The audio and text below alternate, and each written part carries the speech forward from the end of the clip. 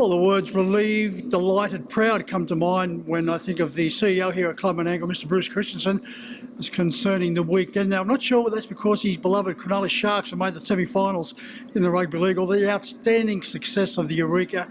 I think it may be about a 90% to 10% in favour of the Eureka, but I caught up with Bruce to get his thoughts on the night. Well, Bruce, you haven't stopped smiling since the weekend, and for numerous good reasons. Yeah, so the Sharks maybe on Sunday was the icing on the cake, Mick. But certainly the main reason I'm smiling was Saturday night was just a fantastic success, and so proud of the team.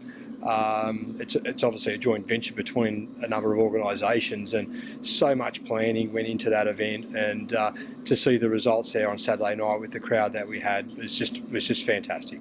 Bruce, I saw you about an hour before the meeting kicked off and you're like a cat on a hot tin roof, but for no reason, because the night went off both on and off the track without a hitch. Yeah, and we always say, and I think it's like sports people themselves. If you're not nervous, you shouldn't be doing it.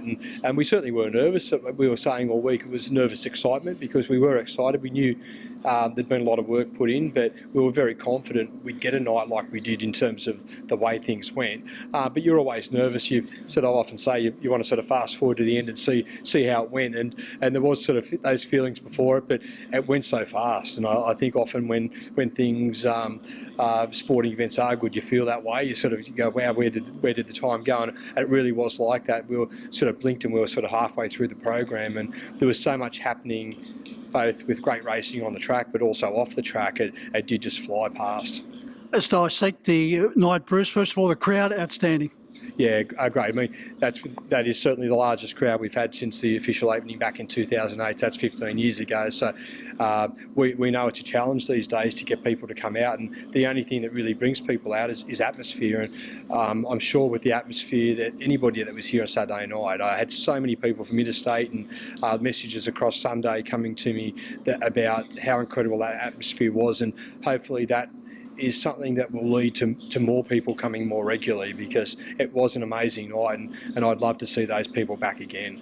I don't know what the exact figures were, and I know you're still calculating those, but let's say in the vicinity of 9,000. And one thing I've got to make mention of, Bruce, it was a very well-behaved crowd. Yeah, it's funny. I had a chat with the police. It's one of those things you need to do. You need to make sure that everything's gone okay from their point of view. And they were glowing in the praise of the crowd. They said they were talking about how wonderful the atmosphere was, but they said they hadn't had to eject a single patron, which I think with that size of crowd, and people were certainly enjoying themselves, but it is fantastic. They were here for the right reasons. They were here to enjoy themselves, enjoy the racing. But I think to see, as I say, that volume of crowd, and I did cringe a bit when Aaron made the announcement out in the presentation area that there was $10,000 on the bar after the win in the Eureka. But even that was handled really well firstly by the staff, who nearly also had a heart attack when that was said, but by the patrons in there. They were great. They were really respectful, and I've been thankful, no doubt, for that money was put on the bar. But the way they conducted themselves was fantastic. So I mean, I couldn't say more about the crowd, both atmosphere and behaviour. It was fantastic. Yeah, big congratulations to Aaron Bain and Jamie Dernberger-Smith for putting that 10,000 up. The turnover, very glowing as well. Yeah, fantastic turnover, and I haven't seen the final figures, but I know Tab was talking on the night of record turnover numbers, so waiting to see what those numbers look like at the end of the day. But certainly with the coverage we got, as I say, the crowd was fantastic, but the coverage we got across the board through Sky Thoroughbred Central. I've had many people also contact me on Sunday that said they couldn't be here at the track, were glowing about the coverage there as well, and said how much they enjoyed that. So with the level of coverage we encountered, I really can't wait to see what those turnover figures look like. When you do get a well-behaved crowd, Bruce, that does encourage people to come back, and no doubt with word of mouth on how great a night it was, there'll be a big turn up next year, and probably you should be starting taking bookings now.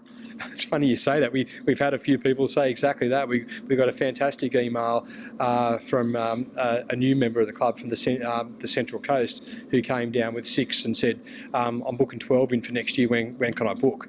And said what a great time they had. So, and that of course is what we're looking to do. We're looking to bring new people in.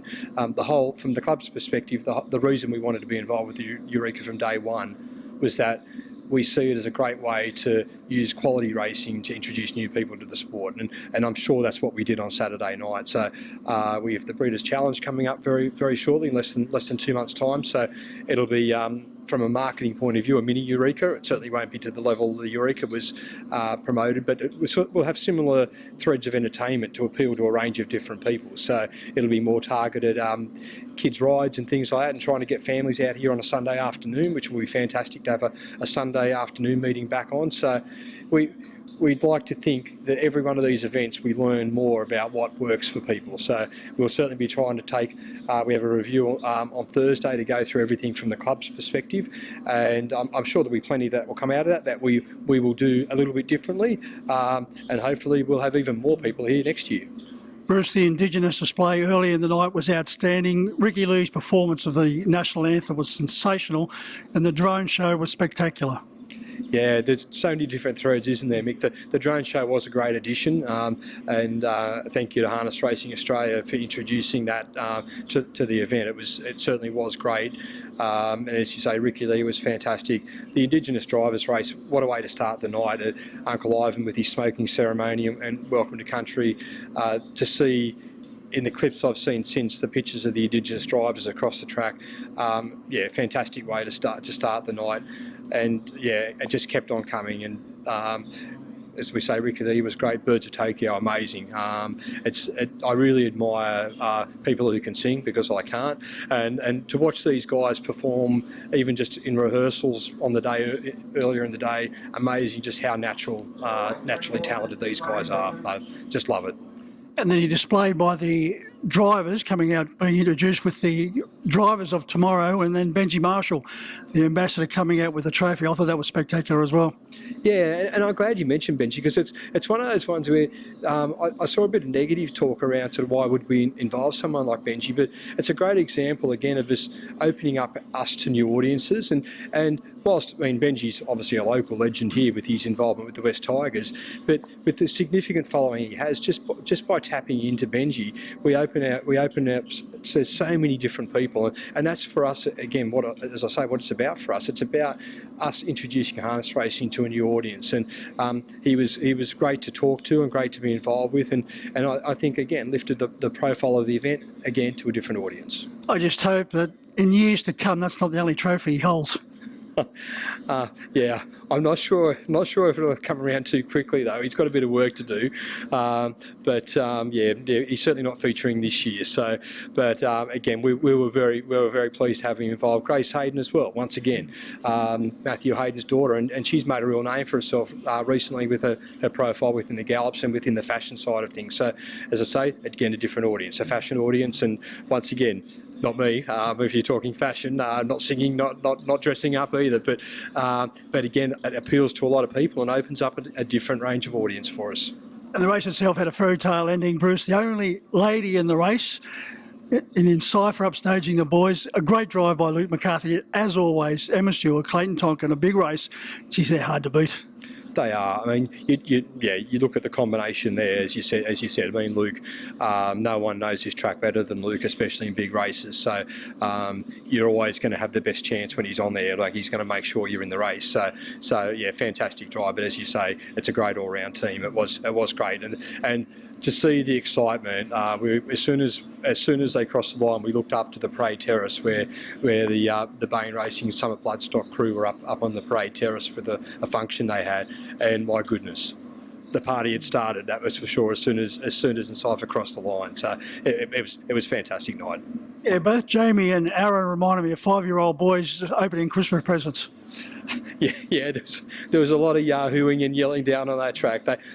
It was, as I say, from our point of view, again, we love to be able to show that excitement. It's part of the atmosphere of an event like that, and to see the excitement and passion from so many people down on that track after the race, it was great. Again, great advertisement for us, great advertisement for harness racing. Now, the Eureka is here for the next 2 years, and the way the area here at Club and Angle and all the surrounds are developing, the crowd should be getting bigger, and as I said, word of mouth, it's going to be fantastic again for the next 2 years. Oh, for sure. As I say, we will look at what we did this year.